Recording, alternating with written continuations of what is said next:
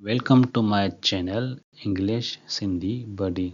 महिरबानी करे पंहिंजे हिन चैनल खे सब्सक्राइब कंदा, लाइक कंदा ऐं शेयर कंदा। असांजो अॼु जो टॉपिक आहे conjunction. What is a conjunction? A conjunction is a word that joins words, phrases और सेंटेंसिस। कंजक्शन उहो लफ़्ज़ आहे जेको लफ़्ज़नि, जुमलनि या फ़िरक़नि खे गॾु करे थो। Example, Ali and Ahmed are friends. Ali ऐं अहमद दोस्त आहिनि। हिते एंड अली ऐं अहमद खे जोड़े थो, तंहिं करे एंड हिते कंजक्शन आहे।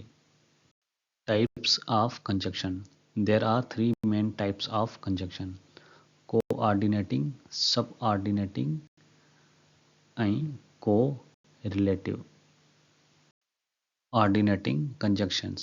They join words or sentences of equal importance. उहे बराबर अहमियत वारनि लफ़्ज़नि या जुमलनि खे मिलाइनि था। कॉमन वर्ड्स आहिनि। आम वर्ड्स जेके कोऑर्डिनेटिंग कंजक्शंस आहिनि उहे आहिनि and, but, or. Example, I tried hard but fail. मूं घणी कोशिश कई पर नाकाम वियुमि। हिते बट कोऑर्डिनेटिंग कंजक्शन आहे। कोऑर्डिनेटिंग एग्जाम्पल्स वधीक मिसाल। Examples, she is poor but honest.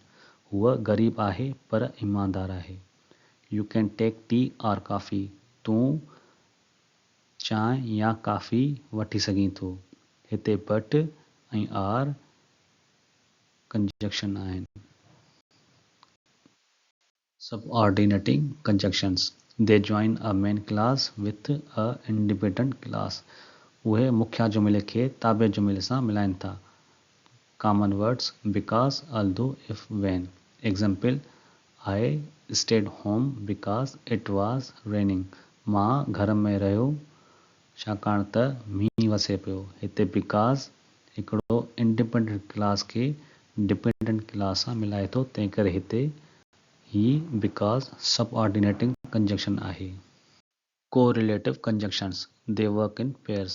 उहे जोड़नि में कम कनि था। Examples, both and ऐं either or। इहे ॿई correlative conjunctions आहिनि। Example sentence, both Ali and Ahmed are students. Ali ऐं अहमद ॿई शागिर्द आहिनि।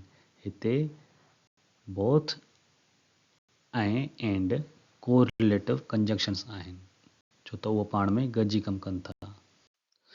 Use of and, but, or. And, but, or जो इस्तेमाल। And adds information, but shows contrast, or shows choice.